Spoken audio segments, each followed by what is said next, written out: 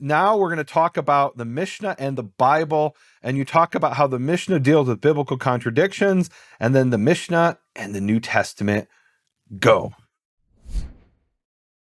Shalom, is Nehemiah Gordon with Hebrew Voices, and I'm here today once again with Rabbi Dr. David Moster. He's the director of the Institute of Biblical Culture at biblicalculture.org, and we did some previous episodes with him. He has a PhD from Bar-Ilan University in Ramat Gan, Israel. Shalom, Rabbi Dr. David Moster. Shalom, thank you for having me. Pleasure. All right. Always a pleasure, Nehemiah. Last time we talked about bathrooms and daily life in ancient Israel. Today I want to jump to the topic. We did, and if your listeners are still with us, then thank you for sticking with us. Guys, listen to that episode. It's one of the most interesting episodes I've ever done. Tell us about the Mishnah. What is the Mishnah for those who don't know? I grew up studying the Mishnah, but I think most people have no idea what the Mishnah is. So tell us what it is and why they should care about it. So the Mishnah is the beginning of the so-called oral law being written down in Judaism. Not including like the Dead Sea Scrolls and Joseph, in Rabbinic Judaism. It's the beginning of Rabbinic Judaism, at least being written down. And it was about the year 200. So that it was kind of AD, right? 200 CE. Yeah, and it was put together by someone named Yehuda Hanasi, Judah the Patriarch. But there were other Mishnayot. Also, it's a little complicated because there were other versions. But what he basically did was take the 5 books of Moses, which talk about different laws in different places, and kind of organize them by different topics. So, for example, there's an entire book on the laws of divorce. And you might be scratching your head and saying, well, wait a minute. There's only like 1 or 2 verses about divorce in the Bible, in Deuteronomy. How do you have a whole book? And so what the Mishnah is, it's the biblical text, but it's also the rabbinic interpretations and laws that come along with it. So it's basically the great rabbinic law book of the year 200. Okay. And it compiles things from previous centuries, right? Not everything is from the year 200, right? It wasn't just invented out of whole cloth in the year 200. What they did, I think, is they took down traditions from previous centuries and and what Rabbi Yehuda Hanasi did is codified them into a running text, essentially. Or maybe he took earlier texts, as you said as well, but he codified them into the current form. Right. One of the things that the Mishnah is really good at is it has this idea that there's no such thing as a biblical contradiction. There's no such thing as a biblical contradiction. And with that concept in mind, the Mishnah will kind of tackle lots of really difficult issues of biblical texts in order to make everything really neat and nice. Well, and I've talked about this on my program before, that there are in the Bible, in the Tanakh, things that are might be called apparent contradictions. And I want to share a quick story here. I was listening on the news the other night and I was watching a talk show, and they had this guy on, a Jewish guy, a secular guy, but he was Jewish. And he was talking about why is it that certain religions get so offended when you talk about their religion, and I won't say which religion we're talking about, but he says, look, this is what scholars of religion have been doing for centuries, is they take the contradictions, they show you what that contradiction is, and they talk about it and they deal with it. And I was thinking, that's such a Jewish perspective, right? He's a secular Jew and he has no idea. That's not what they do in other religions. But what you study from a very young age in Judaism is, what are the contradictions in the Bible? So later on, you don't get surprised by somebody who blindsides you. And then what the rabbis will do is they'll say, this is the contradiction, and here are 14 ways of solving the contradiction. Right. That's like what Abarbanel does in his commentary every week on the Torah portion. He gives you a list of 40 questions, and his questions are often more interesting than his answers, because his answers aren't always so convincing. But emphasis, and this is what we learned when we studied Rashi as a kid, is what's bothering Rashi. What's bothering Rashi, the reason he's telling you some statement, is because there's some apparent contradiction he's wrestling with, and he's giving you an answer. And it should be so obvious to you what the problem is that he just spoon feeds you the answer. Well, now after 1,000 years or 800 years later after Rashi, we've got to ask ourselves, what was the problem here? He was smarter than some of us. And once you get used to it, you immediately pick up on these contradictions. So the Mishnah solves contradictions. In a certain way, and after the Mishnah started this trend or reflected it, in Judaism, as time would go on, it'll almost be a positive thing to have a contradiction, because you have a problem. you get to a higher understanding, like a new answer. Right. So what you do in Judaism is you'll come to the rabbi and you'll bring up a contradiction no one ever thought of. And that's a chiddush. It's this innovation. Right. It's a beautiful thing. It's not get out of here. Which in some religions, if you bring don't get out of here. No, in some religions you bring a contradiction in the Bible, and you're kicked out of church. You're stoned out of the mosque or whatever. And in Judaism, it's like no. We want to know what's in the biblical text, and we want to. And if there's apparent contradictions, we want to solve them. We want to know about this. Right. So let me just give an example. Yeah, please. In Deuteronomy 15:19, it says, "You shall consecrate to the Lord your God all male firstborns that are born in your herd and in your flock." Okay? So you should takdish, you should consecrate them. Okay? However, in Leviticus 27:26, we have the exact opposite. It says, "A firstling of animals, however, which as a firstling is the Lord's. It cannot be consecrated by any man." Okay. So you can't give it over as the offering, or you can. What are you supposed to do? And so how does the Mishnah solve that? Yeah. Actually, before you get to the Mishnah, so you studied in a university, and it was an Orthodox university, but I'm assuming you studied what's called biblical criticism.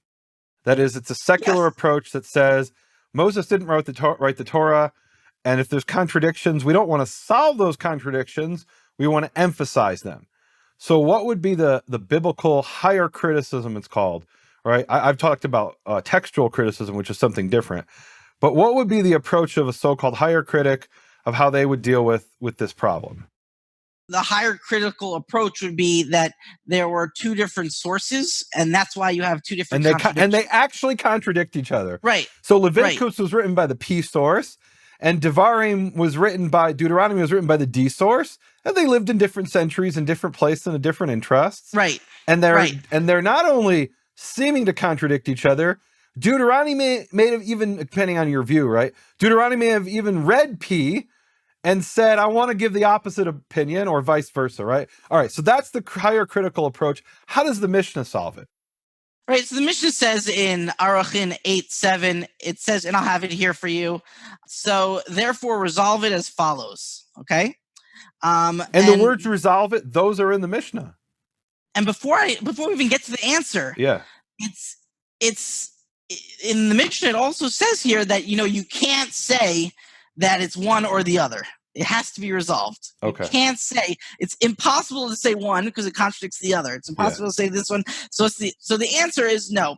You may sanctify it by consecrating its value to the owner, but you may not sanctify it by consecrating it to the altar. So it's kind of this mid-level. So you're consecrating the money. You're giving the temple the money, but you're not giving the temple the actual animal. Okay? So in this way, it's kind of maneuvering these very difficult passages, and it's coming along, and it's getting into what will later become a hallmark of not only Jewish, but a lot of people's interpretations of the Bible, that there are no contradictions whatsoever. Right, and the idea there is that this is the word of God. God wouldn't contradict himself, and therefore it has a coherent message. Even though it appears to us incoherent or contradictory, there's a way of resolving this. Yeah, if I was reading this and I wasn't trying to think as a rabbi, what I would say in Leviticus, what it means is it already belongs to God, and therefore you can't sanctify it because it already belongs to God. And Deuteronomy is saying, sanctify it, give it over to God because it's his. And therefore, it's not that it's a contradiction. It's using the word sanctify in sort of a different connotation. Exactly. And then the context might be important too, because Leviticus really is a lot of it, not all of it, like Leviticus 19, obviously not. But a lot of things in Leviticus are laws for priests, and especially Leviticus 27. This is very technical information that the average person wouldn't be interested in. Whereas Deuteronomy 15:9 is Moses' speech, the way it's presented is Moses' speech before he dies, and it is for the layman. And it was read publicly. You're right. And this is more important to the Hebrew readers, because in one passage it says takdish, you shall consecrate, and in the other passage it says lo takdish. So, these are so clear differences. So it appears to directly be not almost. It's if you take it verbatim the way it's worded, it's a contradiction. A direct contradiction. Okay. Exactly. And what I was going to point out to you in the Hebrew, because you wanted to read me the Hebrew of the Mishnah. Yeah. So Rabbi Yishmael says, Katuv echad omer takdish. One verse says that you shall consecrate. V'katuv echad omer al takdish. And one says that you should not consecrate. And here's the main line. Ef shar lomar takdish. You can't say to consecrate it. Shekvar ne'amar al takdish. Because it already says don't consecrate it. The Ef shar lomar al takdish. And you can't say don't consecrate it. Shekvar ne'amar takdish. So the answer is going to be about the money. So this is the main is this one little Mishnah here, even though there's so many other dozens of others we could have picked, is the main interpretive method is that everything needs to work together. Okay. So with that, let's move to another interpretive method. And this is called omni-significance. It's a great word. You can use it for anything, but it's really great for rabbinic texts. It's that every little bit is significant. Not just a book of the Bible, not just a chapter, not just a verse, not just a word, even not just a letter, even a dot. I love what you're bringing here. So this is probably the central, most important thing in understanding rabbinical Judaism is what you're about to share. Okay, go. Right. So, for example, on the Passover, in Numbers 9, 10 to 11, it tells the story of the second Passover. If somebody who's not able to make the first Passover, they're able to have a second Passover exactly 1 month later.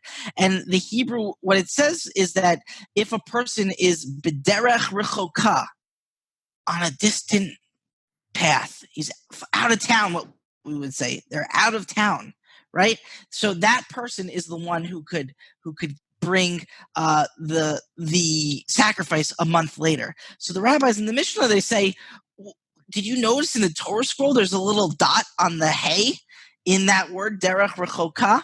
In the last letter has a dot, which is superfluous. And so the rabbis are trying to figure out what is a so this is really land? Important, guys. There are 10 places in the Torah, 15 in the Tanakh, where there are dots, which are not vowels. They're not accents. They're dots that actually appear. They're supposed to appear in a Torah scroll as well. And the Torah scroll doesn't have accents and vowels. And so these are 15 places that are permanently marked with dots. And what do they mean? Okay. So in the Mishnah, in Pesachim, which is the Passover Mishnah, chapter 9, Mishnah 2, the rabbis are trying to figure out, well, how far is a far journey? How far away do you have to be to bring a second to get off? It's basically like saying, instead of celebrating the America on July 4th, we'll do it on August 4th. So where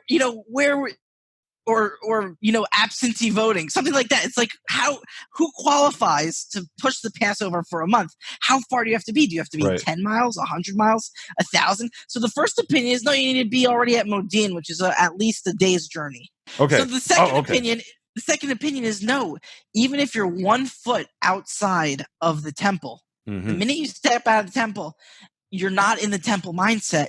You could be considered far away. And that's what the little dot is teaching you. Okay, and so what the rabbis are doing here is so it's very interesting. You mentioned here now 2 rabbinical methodologies. The first is there are apparent contradictions. The rabbis want to solve those contradictions. I completely accept that from my personal Bible perspective. The second one, this idea of reading meaning into every small characteristic of the biblical text, even if it doesn't have linguistic meaning, this omnisignificance, that's a part I don't personally adhere to or agree with, ascribe to. But it's actually important because the reason our biblical text was preserved with such precision is because of this idea of rabbinical omnisignificance. For example, or you could give the example maybe, Rabbi Akiva famously would read meaning into every letter and every word to the point where other rabbis mocked him about it. Right, the crowns. The crowns in the letters even. So every characteristic of every letter was preserved, or it was attempted to be preserved with complete precision, because the rabbis believed every letter had significance. You could change a law based on if a word was written with an extra vav or not an extra vav, which doesn't change the meaning. But the rabbis would read meaning. They would say, why is it there? If it doesn't change the meaning, it must have some hidden significance that we can read into the text.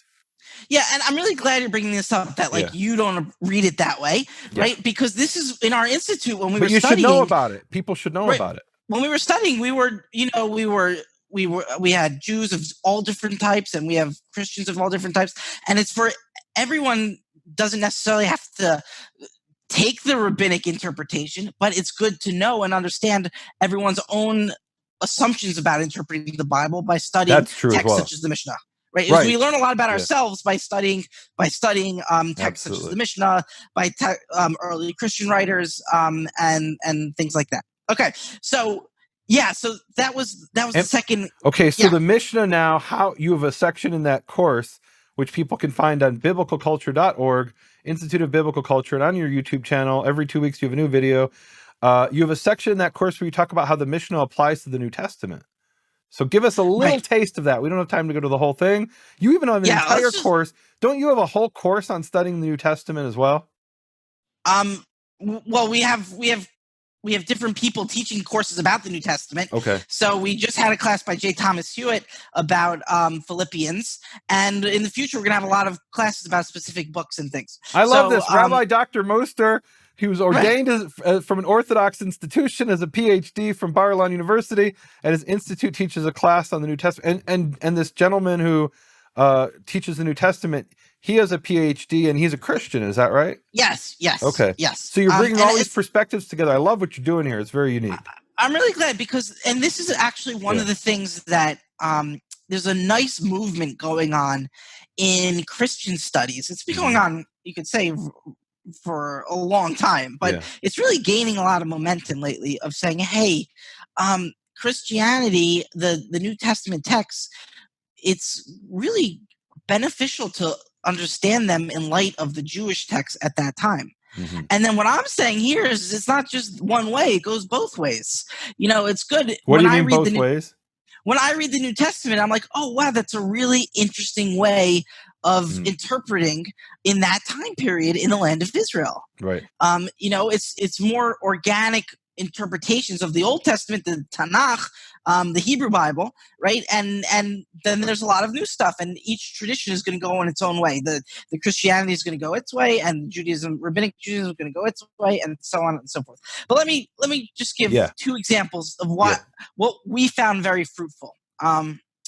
The first one was just a technical thing. Every once in a while, you find like little tidbits in the New Testament about halachot, laws, that are really cool. But there's a whole passage in the New Testament in Acts 5 about Rabban Gamliel, Rabbi Gamliel, right? And as Christians know him as Gamaliel. Right. So it's more like Gamliel, which literally means God is also with me, right? But and that's a name that actually appears in the Torah. Gamliel. He's I think he's one of the princes of the tribes. Gamliel. Right. And so Rabbi Gamliel appears in this passage, and it's a really great passage because Peter and the apostles are, just escaped from prison, and then they get caught, and the question is, are they going to get killed? And Rabban Gamliel gets up and says, hey, we've seen movements like this before, messianic movements. No big deal, everyone. Just let it go. Everyone just calm down. And he lets them go, and everyone kind of takes a deep breath. And if from the Christian side, that's all that there was this Pharisee named Gamliel, right? But from the Jewish side, it's like, hey, Rabban Gamliel, he probably appears 1,000 times in the Mishnah Talmud, right? And he's in the very first Mishnah. He's in the opening one about when you recite the Shema. And on the night of Passover and the Seder, he is the most important rabbi. He says that if you do not fulfill these 3 things, you have not fulfilled your requirement for the Passover Seder. Right? And so Rabban Gamliel is extremely important. And from the Jewish point of view, it also makes a lot more sense. Oh, Rabban Gamliel, we've seen him a few times be very lenient with the other. There was this one time he was in this Roman bathhouse and it was dedicated to Aphrodite. And the students are like, Rabban Gamliel, how on earth could you sit in this bathhouse? Let's put some perspective here. Yeah. So he's sitting, as they would say here in the South, naked in the bathhouse. And there's a statue of a naked woman in front of him, who is a goddess, who's worshipped as a goddess. Right. And they say, "What are you doing, Rabbi? You're going to the bathhouse to stare at the naked woman." So what's his response? His answer was, "Oh, the bathhouse was made. That's the main thing. The Aphrodite's was just like the thing you add on top. It was. I think he said she came into my bathhouse. I didn't come into hers. Isn't that what he says? Something like that. Yeah. Like I was here first. Like this is my country, and they put a pagan statue. It's my bathhouse. Right. Yeah. And like you see kind of lenient things, and it's interesting now that we have this. We can also kind of, with that perspective, kind of understand what was going through Rabbi Gamliel's mindset in the Book of Acts. Wait. We got to get some more perspective here. So in rabbinical Judaism, you would never step foot into a house of idolatry. So when he goes in the bathhouse and they say, "What are you doing?" And he says, "Well, she's in my place. I'm not in hers." That is you can't underestimate what it's not just that she's naked. He's walked into the house of idolatry from the perspective of rabbinical Judaism, and he's saying, "Look, like you said, this isn't really a place of idolatry. It's a base of a bathhouse, which is the idolatry is encroached in there. It's secondary. So that really is a leniency from a rabbinical perspective." Right. Yeah. And so, so we have all these things. Rabbi Gamliel is, it's hard to emphasize how important a rabbi he is in the Mishnah and Talmud. He's definitely, I'd say, like a Hall of Famer. There's no question. He's unbelievably important. And now it's kind of like, from the Jewish perspective, hey, he appears in the New Testament. He even, there's in Acts, and also later on, it says that Paul, who interestingly claims to be the most religious Pharisee of all the Pharisees, right? So he actually studied with Gamliel. So these connections are very interesting. And so for those reasons, I actually call that the obvious connection, right? Okay. Those are the obvious. Hey, Gamliel, why aren't we both studying both, right? Why aren't more Jews? It's the obvious connection of the New Testament with the Mishnah, you're saying. Right. Is that this one person appears in both. And that's really interesting, but it's only Gamliel. There's no one else. So before you leave Gamliel, or Gamaliel, so it's actually interesting. So Paul says in Acts 22:3, "I am a Jew born in Tarsus in Cilicia, but brought up in the city, educated at the feet of Gamliel, according to the strict manner of the law of our fathers." And I always thought that was a really interesting phrase, educated at the feet of Gamliel. Can you say something about that? There's something in the Pirkei Avot that ties into that. Yeah, there's a lot about Pirkei Avot about studying at the feet of the scholars. Right. And it was probably both literal that's an expression. Well, it talks there also about the dust of their feet, because literally, right? You're sitting. There probably wasn't a lot of chairs, and they'd be in a crowded room, and they'd literally be at the guy's feet. Right. And, if they were in a synagogue, there were only so many spaces on the wall where you could sit. Yeah. Everyone else had to sit. They were sitting on the floor. We didn't have the same books like we do today. You had to study mouth to mouth. Somebody would have to tell you and recite to you the Mishnah and things like that. So definitely that ties in what Paul is saying. And, it's interesting. Elsewhere, Paul says that he does so many things that are, rabbinic, but he obviously regrets that in some way and takes a new life. Okay, so the second thing, which I call, is a less kind of direct way. There's this kind of notion that the Jews were the ones who were slavishly keeping the law, right? And that the Christians were the ones who were completely abandoning the law. Of the Old Testament, the Tanakh, right? And so what's interesting is that when you kind of study the Mishnah and the New Testament side by side, you start seeing that it's a more interesting tale than that. Okay, so and look, that is the perspective presented by mainstream Christianity, that Paul came and did away with the law, or maybe Jesus did away with the law, depending on your particular theology, and the Jews were the ones who were legalistic, following everything in the law, and they were set free from that by Jesus or by Paul, that depending on your theology, right? That is mainstream Christianity, what they teach. Okay, so you're saying there's more nuance there. Yeah, because the truth is that when you study the Mishnah, you see, and the fancy word is antinomianism, anti-law. You see these cases where were the Mishnahs antinomian, anti-Torah? Yeah, and Judaism is going to struggle with that for many, many, many centuries. So give me an example of that in the Mishnah. Well, let's take it a little bit slower. I want to read you just a passage in. I'm the guy who wants to eat dessert first. Right. So, for example, in Matthew 5:38, we have this idea: you have heard that it was said, "An eye for an eye and a tooth for a tooth." But I say to you, do not resist an evildoer. But if anyone strikes you on the right cheek, turn the other also. Right? And so on and so forth. So it's the eye for an eye. We're not doing that from the Christian perspective, Old Testament, right?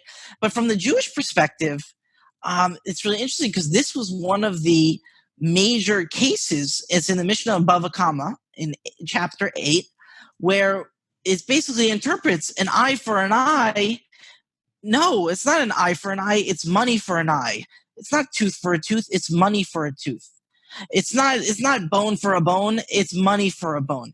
And so what the rabbis are doing is they're actually saying that, hey, it's eye for an eye also, from our perspective, needs to be interpreted differently than one would at first see it. Mm-hmm.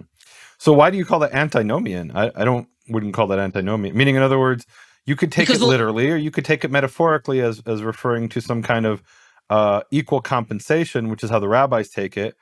Right, because I don't consider that antinomian. Antinomian is saying that the Torah is completely done away with, I think. Or I don't know. Okay. That's how I take it anyway. But okay, let's forget the term. Let's scrap the term, right? Yeah. But the idea we're arguing is semantics. That, okay. Right. The idea is that the rabbinic Jewish approach to ayin tachat ayin, eye for an eye, shein tachat shein, is that, hey, it's not not literal. It's almost the exact opposite of the literal. By saying eye for an eye, it's being very clear. It's eye for an eye, and in rabbinic Judaism, no, it's something else. So let's start with this. So there were definitely people in the Second Temple times. Probably there's a group called the Bethusians, the Baitusim, who in one passage in I think it's in Megillat Ta'anit, it says that they took the Bible kikotva, according to the way it was written. So they interpreted this literally. So Jesus of Nazareth, Yeshua, is saying, you have heard it said that this is to be taken literal. I interpret it this other way. And you're saying the Mishnah has almost the same sermon, except it's a different conclusion, rather than saying it's monetary compensation. He says, you know what, don't even demand compensation at all. And by the way, that phrase, turn the other cheek, a friend of mine, Eitan Birnbaum in Israel, gave this to me.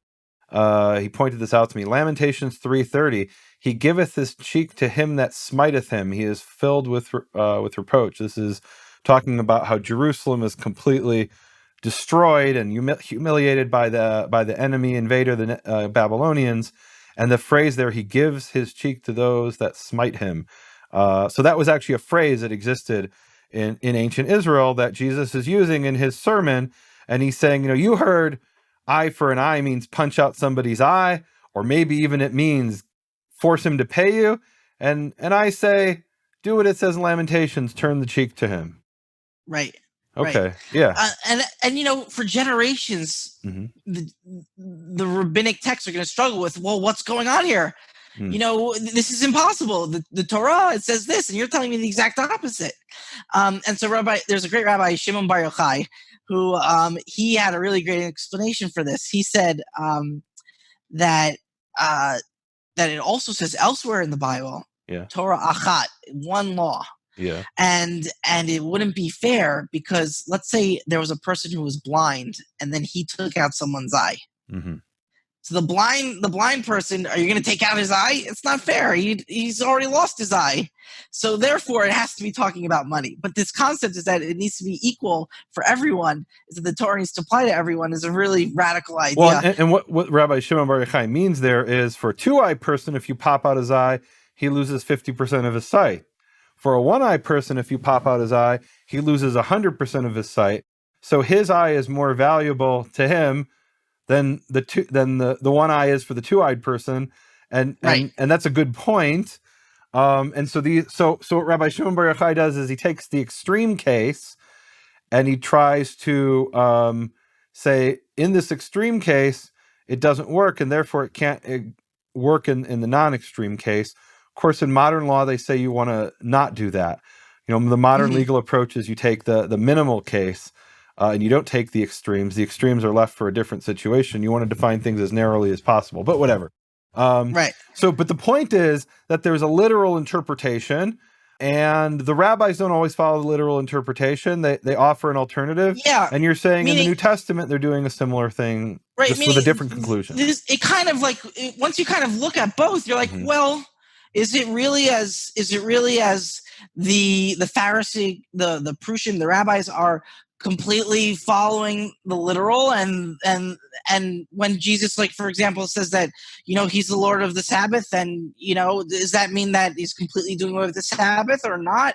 But so do you think he did away with the Sabbath? Well, it seemed there was just a different interpretation, but it's a very interesting, strongly worded interpretation in that passage. So just to end up with another case, which is really interesting, of rabbis kind of going a different path than the law. And what I mean is the Mishnah is a very large corpus of work. It's all about the law, but every once in a while you get these tidbits where it goes against. Is that Hillel the Elder instituted something called a prosbul. So you're not allowed to, on every seventh year, the loans are supposed to be undone. All loans are supposed to be undone for the Shemitah year. But that the problem was that people weren't lending each other money. And so Hillel found a way that your loan is not a private loan, it's really a public loan. He found a loophole and basically undid this really powerful biblical law, which said that you can't loan past the Shemitah. People started loaning past the Shemitah. That's essentially what he did. And it's in his own traditional interpretation of how he did it, he was able to do such a thing. But this is very similar to some of the things we were seeing in the New Testament. So it wasn't just in a vacuum, the Christians were doing this or the Jews were doing this. In this context, people were struggling with biblical texts and coming up with very new ways to interpret them. Well, I think this is a really important point, because if you were a biblical, if you were a Bethusian, let's start with that, you would look at what Hillel did as he did away with the law of Shemitah. He abolished the law of Shemitah, but from his perspective, he didn't abolish the law of Shemitah. He interpreted it in a way where he created a loophole that allowed him to circumvent what he, viewed as the inconvenient parts. And what Christianity has been accused of is doing away with the Torah. But what you're saying is another way to, at least in some instances, to view it, is they're struggling with, how does this apply in these different circumstances, let's say to Gentiles, right? Right. And so they're looking for ways to apply it in those circumstances from the perspective of the Pharisees. They were doing away with the Torah. Like if you said to an Orthodox Jew, I drive on Shabbat, he'd say, well, you don't keep Shabbat. Right. But from the perspective of a conservative Jew, he'd say, well, I do keep Shabbat. I keep it 100%. Right. I just don't think that's forbidden on Shabbat. Right. So it's a matter of the New Testament has been kind of read in a sense through these Pharisaical eyes as doing away with Shabbat, and even from Christian eyes to some extent, not even understanding the subtleties of Pharisaism and rabbinical Judaism. And there's a lot more nuance here is what you're saying. And so this is really important, guys. And I think what's important about what David is sharing here isn't just the specific information he's sharing, but it's an approach of how to read texts. I was at this event a few weeks ago. It was a sort of an interfaith event in Dallas where Jews and Christians got together and we were reading the Haggadah. And I sat with this woman and we were reading the Haggadah together. And everything we read, she said, wow, that's so beautiful. And I said, okay, it's beautiful, but why do they say what they say? What's the question that they're answering? And this is a Jewish way of thinking that people from other cultures don't always have. And it's so important for understanding the New Testament, the Tanakh, ancient Jewish sources. It's key that there's, and I think that phrase you used, omnis significance, is really important, because this is the question when they're making a statement. It's not just some beautiful fuzzy statement. It's a response. There's a whole dialogue that goes behind that statement. There's an entire conversation going on, and they're giving you the answer, and you just missed the conversation. Can I give you one last example? Please, yes. Okay. So we were studying just yesterday the book of Joshua, and the verse says in Joshua 5:2, at that time the Lord said to Joshua, make flint knives and circumcise the Israelites a second time. A second time. Yeah. So we were reading this passage, and one of our Christian readers, Larry, he says, a second time of circumcision? Does that mean you're cutting what? That doesn't make any sense. And I was like, no, Larry, it's ambiguous here. It's not that the circumcision is the second time. It's the second time that the Israelite people got circumcised. So it's not each person's second circumcision. Right. But I said, this question, what you just kind of got at, like, what does that mean? A second circumcision? That's very rabbinic question. There's going to be an answer. So we immediately went to the Pirkei de Rabbi Elazar, and and we saw, and it says, why did they need a second one? Because the first one they did wasn't good enough, so they had to cut off the second time. There was still foreskin left in the circumcision. Wow. So okay. So what it really means is this was the second mass circumcision. There'd have been an earlier one talked about in the Torah, but this is a great example of an apparent contradiction that isn't a contradiction at all. In other words, you can say in Leviticus it says you're circumcised once, but in Joshua it says you get circumcised a second time, right? That's beautiful. That's typical. But it's a great question. It's but even though it's not a real contradiction, it's a great observation. Wow. But this relates to what you were saying about the Haggadah. Yeah. Is that if you were to just read the Sikta de Rav Kahana, rabbinic work, right, in a vacuum, you'd say, "Oh, okay, they had some problem. They did a second circumcision. Let's move on." No, it all stemmed from the biblical problem. There was a problem in the text. Yeah. It also reflects something we didn't get to, which is the Zitzimleben, the life context, which is that if you were a convert even today to Orthodox Judaism, but back then for sure, and you were circumcised, then there was sort of a recircumcision. There's a ceremony of drawing blood, right? So there's a context here which they're reading, and they're saying, there is such a thing as getting recircumcised. Right, yeah. And then also if somebody's circumcised, it's another context of life. If someone's circumcised and it's a botched circumcision where they didn't adequately do it, they got to go clean up, right? And get more cut off, right? So we our last episode we talked about toilets. Now we're talking about this. All right. So the point is that it's not coming in a vacuum. It's like, okay, this is something these rabbis are dealing with, and they've experienced this where there is such a thing like that exists in real life. So very interesting stuff. Yeah. Let's wrap it up.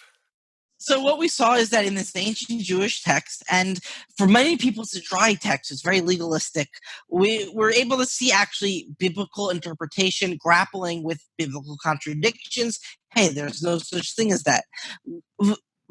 A dot on a letter, that's really important. Everything's important. And then, hey, in certain cases, it's even possible to go, if the Tanakh says turn left, we can turn right, because we're able to interpret things that drastically different.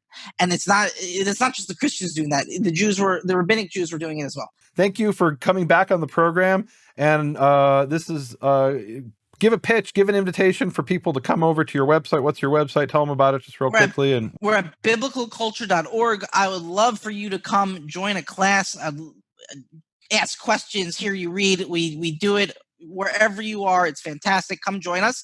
And if not, you can take a recording at biblicalculture.org, and you can find us biblicalculture.org on YouTube, where I'm putting out a lot of the things that I'm studying in the classes. Very cool. All right. I'm going to ask you, Rabbi Dr. David Moster, to end with a prayer. Okay. So I like to give different blessings each time I come on, something a little different. Just the other day, we were studying at the Institute about fig trees and figs and vines. And this is actually a blessing in in the Tanakh, in the Old Testament, that is kind of a roundabout blessing, that people were happy. They were living under their fig tree, under their vine. Everyone was happy in the shade. And so in a certain way, it's very appropriate for today as more of a metaphor, in that each of us in our own lives, in our own ways, we should be happy in what we're doing. We should be happy in every morning getting up and doing the things that we do, our own fig tree, our own vines. These are the things that are very important to us, and we should enjoy that as well. So the blessing of enjoying what you do. Amen. Thank you. You have been listening to Hebrew Voices with Nehemiah Gordon. Thank you for supporting Nehemiah's Makor Hebrew Foundation. Learn more at nehemiahswall.com.